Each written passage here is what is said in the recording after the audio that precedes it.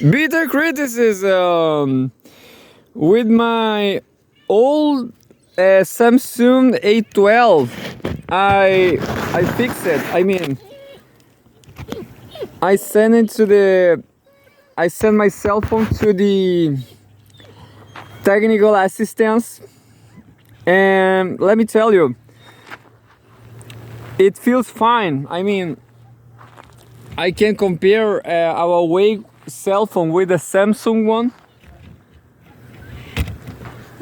This Samsung one feels, I guess, feels better because I don't know, feels like heavy, you know. This cell phone feels kind of heavy, and the Huawei one, like this one, feels. They have a lot of issues, like in the bottom of the screen. You don't have a. It's strange because you don't have a panel. Understand? It's kind of strange, but anyway, I can read news anyway. Like this one from page 12 from my file. Nordic countries green light long range Ukrainian strikes on Russia. This is an interesting news to me because there's no dogs. This is an interesting news to me because I as everybody, I was trying to migrate to a Nordic country like Norway and Finland, but then these Nordic countries, they have this kind of policy, you know.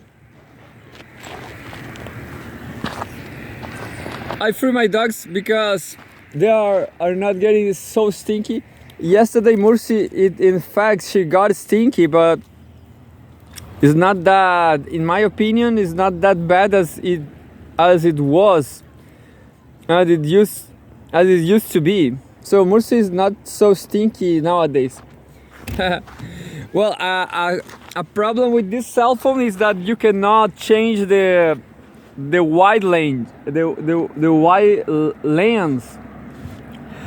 When you choose the wide lens, you cannot change it to a closer one.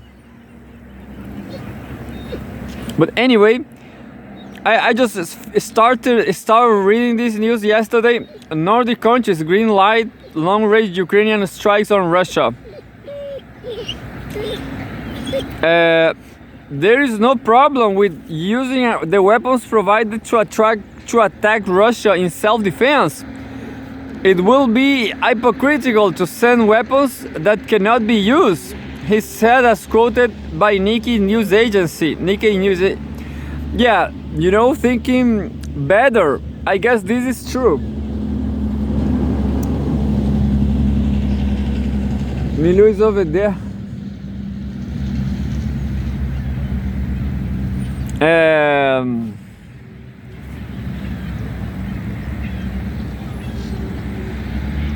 To send weapons that cannot be used. He said, as quoted by Nikkei News Agency, the Ukrainian leadership has been demanding for NATO to permit the use of its weapons to attack targets deep inside Russia. Latvia and Poland earlier said they were in favor of such strikes.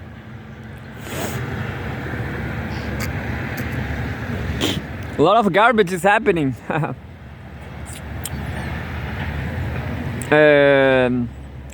However, Italy and Hungary have voiced their opposition to the idea. German Chancellor Olaf Scholz have reportedly made a U-turn on the issue, saying on Wednesday that he not support Ukrainian strike deep inside Russia, despite the earlier concerns about escalation with Moscow. according to Politico. You know, yeah, I guess I'm not sure if Russia is already fighting NATO, but it's super close now. It's absolutely closer. A world war, the Third World War.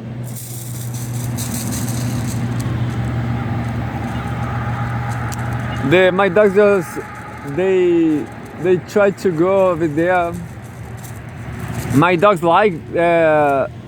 I will not say slum. It's more because the houses are great. You know, those houses are beautiful.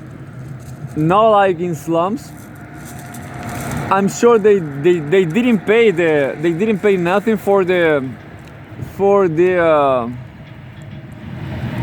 land, and that's why people say that that's a slum or something. They have another word for that. It calls campamento, camp. They call it camp, but it's not like in the United States with people living on cars. Anyway, so my dogs, they like that camp because that neighbor, that village, because of dogs, I guess.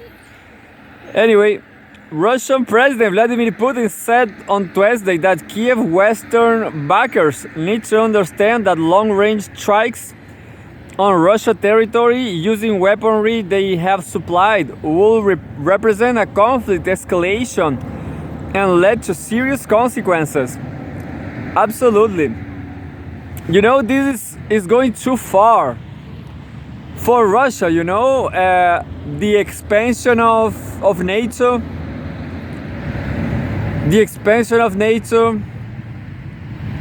all this weaponry, this baking, these Ukrainian backers, England, everything. The most normal thing, the most normal event will be war. The most normal event will be war, Russian attack on NATO. That will be normal. But yeah, I'm just going to watch what's going on on Russia Today later. May 31, Home World News. UN warns of new exodus of Palestinians. The ongoing conflict has led to the largest forced displacement in Gaza since 1948, according to UN data. UN High Commissioner for Refugees Filippo Grandi. I like this name. Filippo Inzaghi. I guess I'm gonna call my son, if I have a son. Filippo, why not? UN High Commissioner for Refugees Filippo Grandi has called for an immediate ceasefire in Gaza and urged the Security Council to prevent another forced exodus of Palestinians. The number of people who have been forced to flee their homes by war, violence and persecution has already reached 114 million globally. That's a lot. Grandi said in a statement on Thursday, citing the UN's latest estimate, but the figure will be higher as early as next month when the Commission issues an update, he said, referring to the deteriorating situation in Gaza. Of course, you know, I don't know the 20th century Palestinian history, but definitely Palestinians, I don't remember what happened in 1967. People, as I was reading yesterday, they always talk about these frontiers, the boundaries before that date.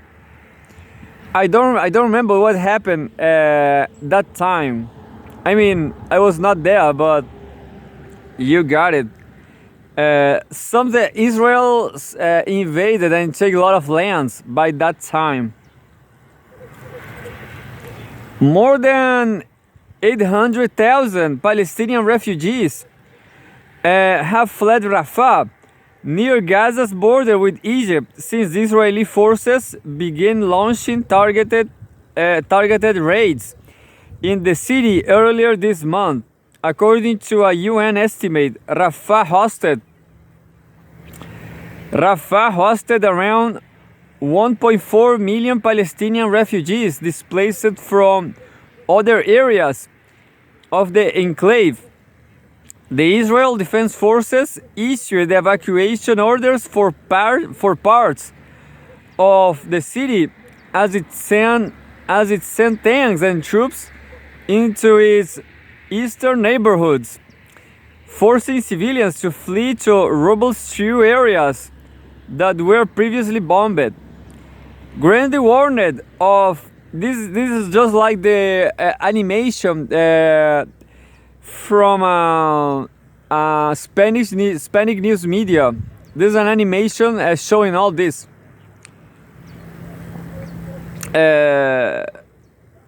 Grandi warned of another forced exodus of Palestinians, drawing a comparison to the 1948 Arab-Israeli War. Yeah, I guess. I know, I'm not sure, but people talk about, well, this I guess is true, 1948 Arab-Israeli War. And then they talk about 1967, I don't know what happened there then, which led to a forced migration known in Arabic as Nakba, or catastrophe. This will only create one more intractable problem and make a solution to this decades-long conflict impossible to find, he added. After the establishment of Israel, many Palestinians sought temporary shelter in the Jordan-controlled West Bank and Egypt-controlled Gaza. Thousands fled once again after the 1967 Six-Day War. Thousands fled once again after the 1967 Six-Day War, in which Israel took control of the territories. And that's it, yeah. So that's why people like China, they are asking for a restitution from these borders, but I guess it's so hard. The good question, in my opinion, is like CGTN is talking about a lot. I'm just gonna show you this point of view. Look, beautiful, isn't it? It's not so late. I mean, it's not so early. It's just winter. Winter in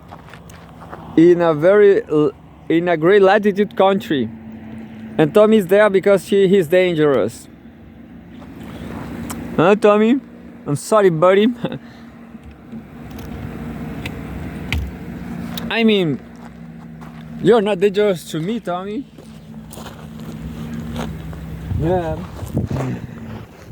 You're not dangerous to me, but dogs in unlucky dogs, in which Israel took control of the territories.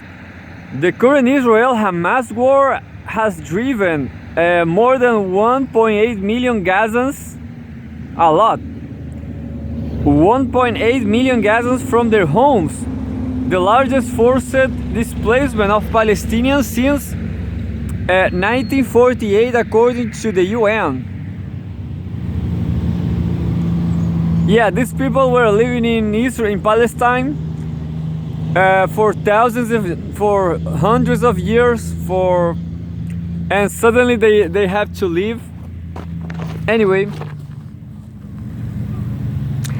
Grandi urged the UN to prevent more people from displacement, adding that it is not too late to try and save countless millions more. from the scourge of war. Israel declared Hamas war on Hamas after the Palestinian militants carried out a surprise cross-border raid on October 7 last year, killing some 1,200 people and taking more than 200 hostages. The Israeli military campaign in Gaza has since left at least 36,000 people dead, according to health authorities in Palestinian enclave. And that was all from Russia Today from yesterday. So now we have CGTN. CGTN. Defense chiefs of China, US hold constructive talks in Singapore. Singapore is such a nice country, I guess. So countries like this are interesting, like Singapore, Kazakhstan. You know, countries, I don't remember the geographical, but you know when you have a river and the river encounters the sea,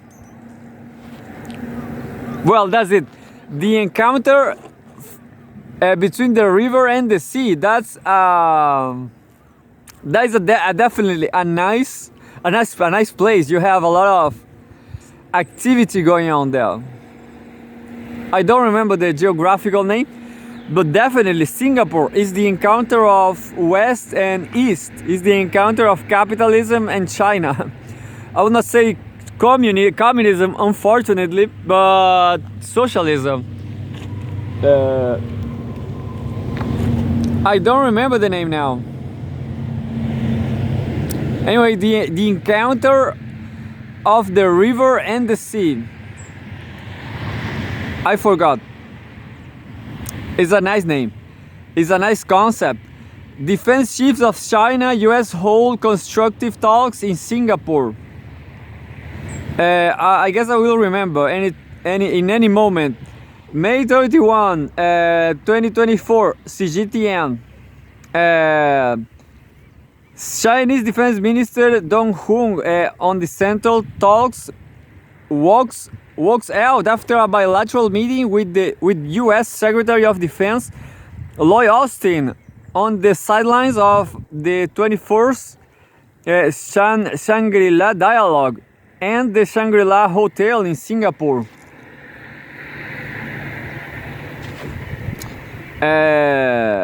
Chinese Defense Minister Dong Jun and U.S. Defense Secretary Lloyd Austin on Friday exchanged views on China-U.S. relations, military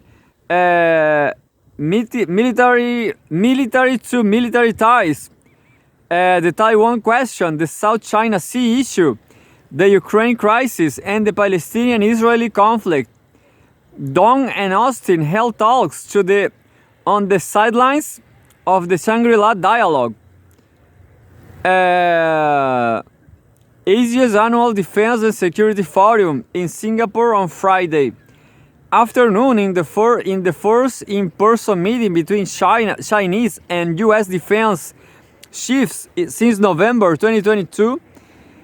It was a positive, pragmatic, and constructive strategic communication, said Wu Qiang, a spokesperson for the Chinese Ministry of National Defense, at a press briefing after the meeting, which lasted 75 minutes longer than the previously scheduled 1 hour. The talks took place according to the agreement between China and the US, said Wu. Generally speaking, the talks have helped both sides enhance understanding of each other to avoid miscalculations, said Wu. Miscalculations, well, this is not peace, but anyway, I forgot the word. Miscalculations, not peace. As a next step, the two sides will continue to maintain communication and exchanges through military and diplomatic channels, the spokesperson told reporters in Singapore. On to military relations during the talks, Dong said the relationship between the two militaries has stabilized, which is hard won, and the two militaries should adhere to the bottom line of non-conflict and non-confrontation and serve as a real, stable cornerstone of China-US relations, according to a statement issued by the Chinese Ministry of National Defense. The purpose of communication between the two militaries is to enhance understanding, eliminate misunderstandings, and accumulate mutual trust, said Dong. Yeah, but you know, I hope the United States just accept the decadence, you know. The Chinese defense minister urged the US side not to disregard facts, shift blame, share responsibility. I don't know this word, shirk.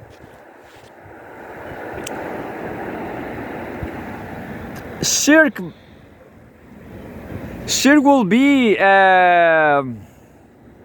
assume responsibility or attempt to discredit and suppress others. He also noted that a sound development of military to military relationship between China and the United States is in the common interest of both sides, and also follows the general expectation of the international community. The Chinese defense minister expressed hope that the US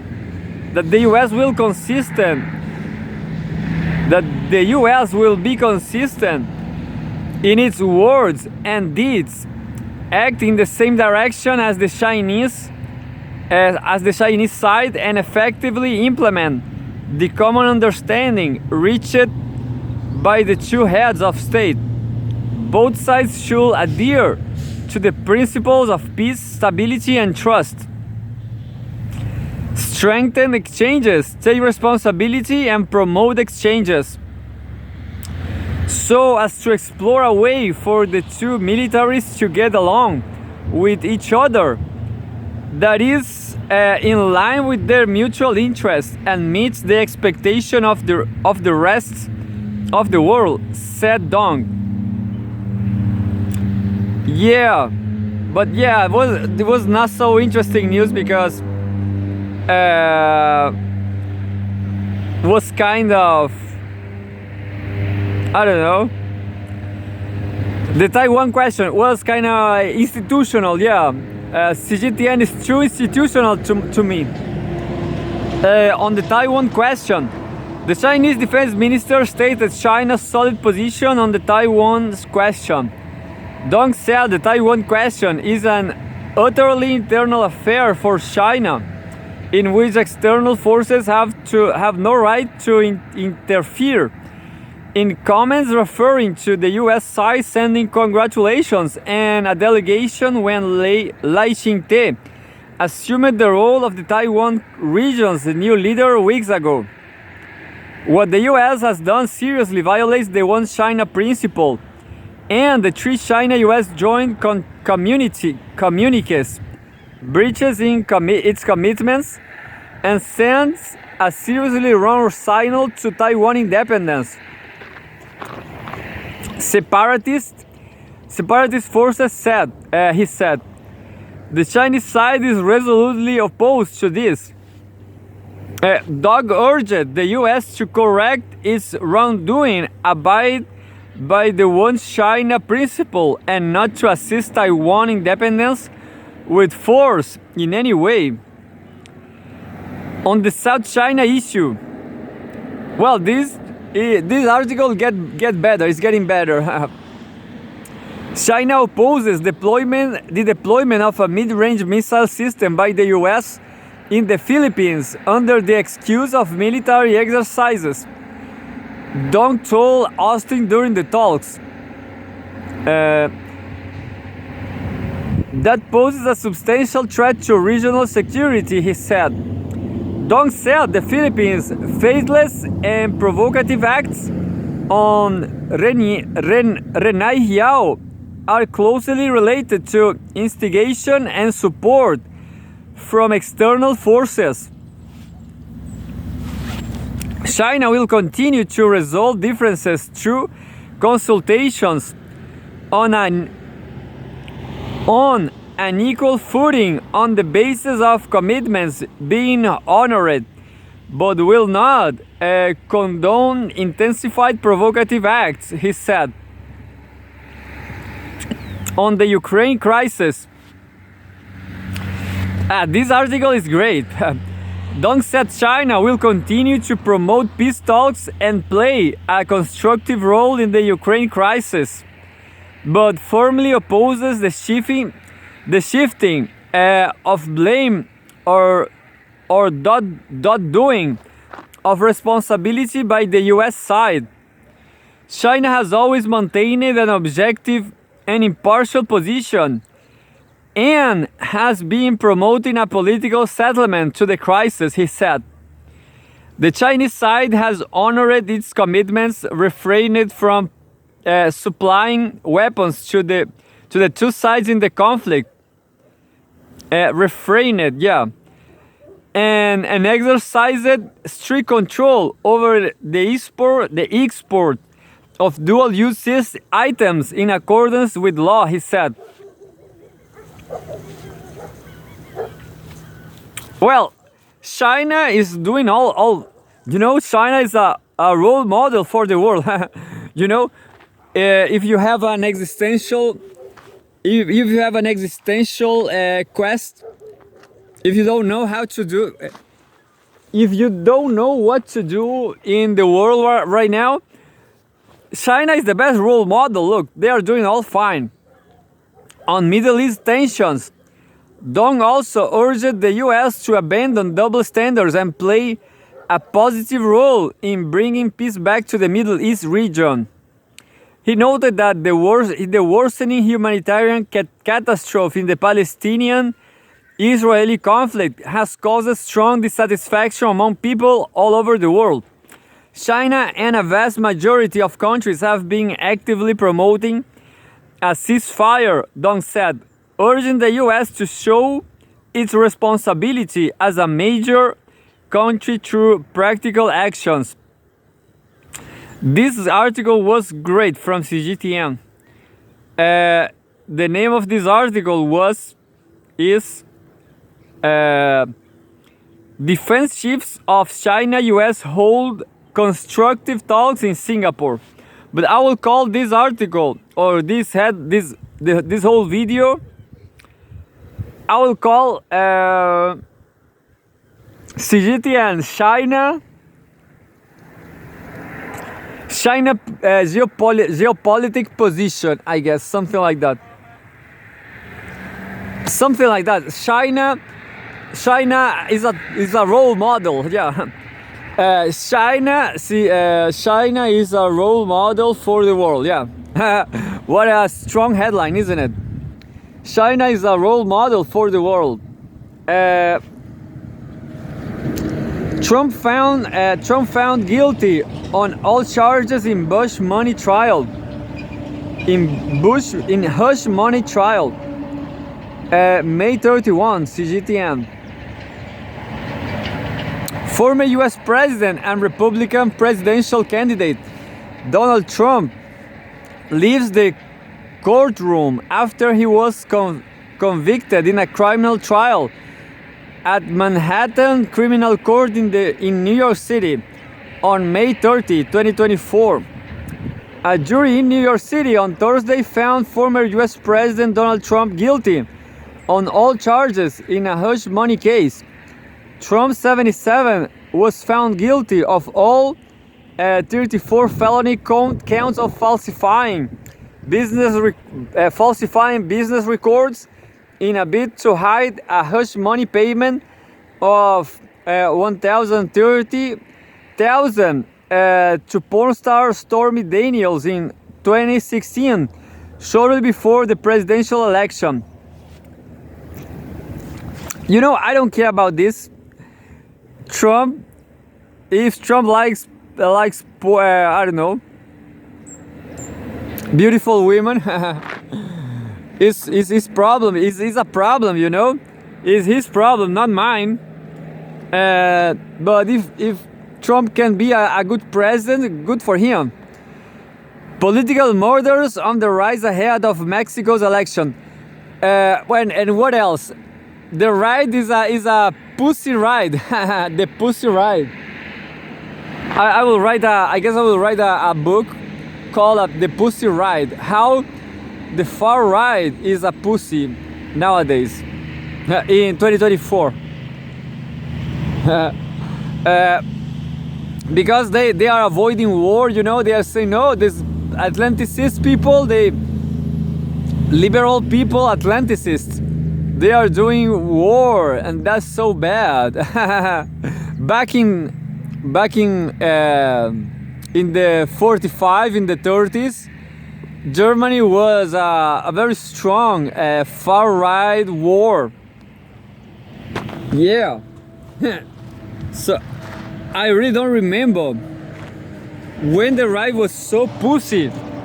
Yesterday Le Pen was saying that yeah, you know, I don't understand why the right is opposing the war. Le Pen, Trump, Orban, they all are saying, oh no, this nature issue is they are promoting war. I guess, I'm not sure about nationalism, understand? Nationalism is getting pussy. They are pussy nowadays. Anyway, CGTN, political murders on the rise ahead of Mexico's election. Latin America, May 31. CGTN. So Mexico is normal. And we have some police people, Mexican police people. I hope someday some Mexican, I hope someday to be a father of some Filippo guy, some Mexican Filippo. What about Filippo Mexican? I guess it's good. Yeah, I also thought about Alvaro, I guess. Anyway, we have this photograph from National Guard members stand guard as investigators from the prosecutor's office, state police, and forensic personnel work at the crime scene, where 5 people were murdered in a craft market during a wave of violence hitting the tourist port of Acapulco, Guerrero State, Mexico. I'm not sure if Guerrero State is also Oaxaca. I just know that I guess I want to marry I want to have kids with a Oaxaqueña woman, because they are tiny, they are kind of black woman, black Mexicans, yeah. Violence against political candidates has soared in Mexico as the country is bracing for general elections that will decide thousands of posts on Sunday. The election, maybe not, I'm not sure if presidential election, the elections which will also decide who becomes the next president. Pits Claudia Sheinbaum running for the ruling Morena party against Xochitl Galvez. I don't know how to say this name. Look, Xochitl. This is oh, I forgot Naula something. Uh, the Mexican language. Aula name. The main opposition candidate. I remember that there was Al Jazeera news from the Mexican election. I skip it. It was like how PRI is not important anymore. But yeah, I don't care. The main opposition candidate. Both have promises to reduce high homicide rates in the country. Well, I hope so. Roberto Bolaño hopes from the grave, from the afterworld, from the after death. There's a lot of homicides in Mexico. More than 30 candidates of aspiring candidates in regions across Mexico or aspiring candidates in regions across Mexico have been killed from September or to May. Mexican people. What can I say? Maybe this is all about Azteca. Who knows? Who knows what happened? According to different estimates. Yeah, that's a good. I will investigate that. But somehow Mexicans are violent. Security analysts say the killings are mostly linked to drug cartels seeking to influence local elections. Well, political violence in Mexico. We have a graph here, but I can see the graph. The violence include 316 incidents. I can see everything. The country's security situations depends on the national war between the Sinaloa cartel and the Jalisco cartel. David Saucedo, a consultant who works with state governments and companies on national security issues, told Reuters, over the past few years, this rivalry has expanded to ever more territory, while smaller crime groups have further strengthened their power, including in places like Michoacán, one of the country's most violent areas according to security experts. Six out of 10 Mexicans consider insecurity the country's main problem, according to an annual public survey of the National Institute of Statistics and Geography, INEGI. Wednesday marked a bloody end to campaigning for Sunday's elections. José Alfredo Cabrera Barrientos, a mayoral candidate for the municipality of Coyuca de Benítez, was assassinated on Wednesday afternoon as the closing of his political campaign in the southern state of Guerrero. A day before that, one candidate was murdered and another wounded by gunfire. In Morelos State, the victim was Ricardo Arizmendi, a candidate for mayor of the city of Cuautla.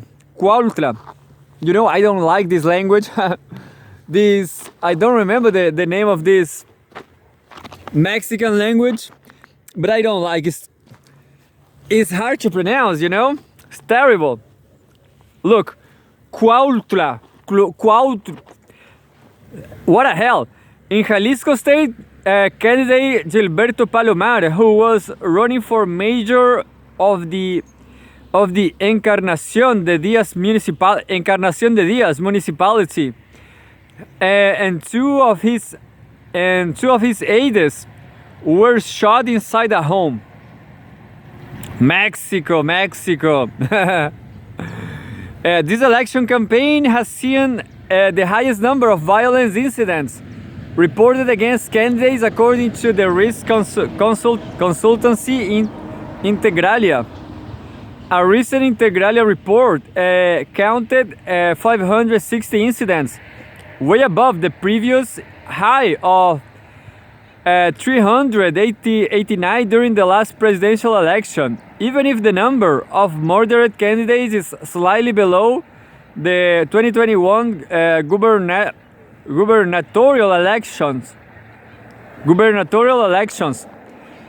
In the face of the attacks, the Mexican government has extended security protection, usually involving armed guards, to around 500 candidates throughout the country who have said their lives are at risk. That's only a tiny fraction of the local candidates running for more than 20,000 political posts in Sunday's vote. President López Obrador has promised to deploy over 27,000 troops, including military personnel and National Guard members, to guarantee security in Sunday's election. This is from with input from agencies. This was from CGTN too. Yeah, so Mexico, I'm not sure if I wanna, maybe I want a Mexican woman who hates Mexico, who doesn't like too much all this violence. That would be great. I'm gonna do my yoga now, Finally, I'm not doing this yoga for a long time ago.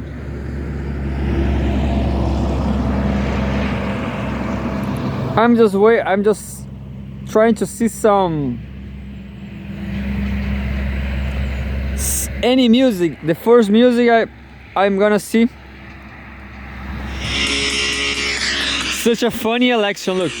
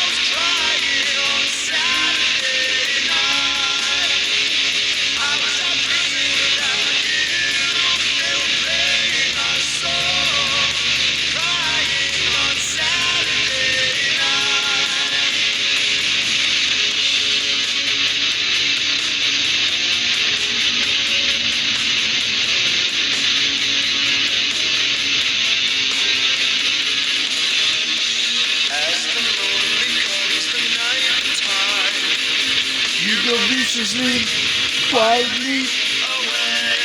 I'm sitting in the bedroom where we used to sit and smoke cigarettes. Now I'm watching you die. I can remember when I saw her last. We were running all around and having a blast. But the backseat of the driving is so lonely without you. I know when you're home, I was thinking about you. There was something I forgot to say. I was crying on Saturday night. I was up cruising without you. They were playing our song, crying on Saturday night.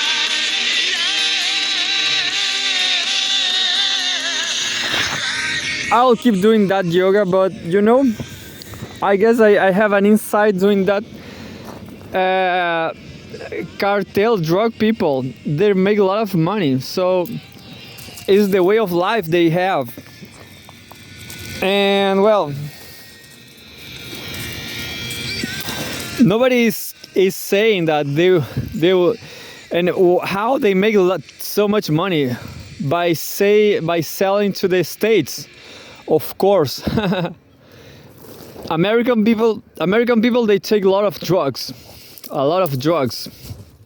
heavy drugs, cocaine, from cocaine to, I guess it's just cocaine, yeah. And well, Mexican cartels, they control all that money, and it's not a matter of, so cartel people, they cannot call the police, of course. That's a funny fact, isn't it? That's a funny phenomenon of the lack of guarantees. They cannot call Tommy. Tommy.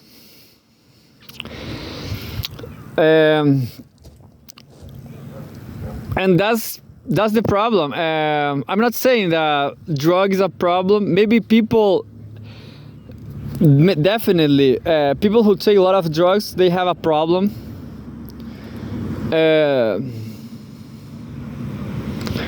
In my opinion, is a psychological problem about control, but it's not just about control. It's about depression, I guess, self-esteem.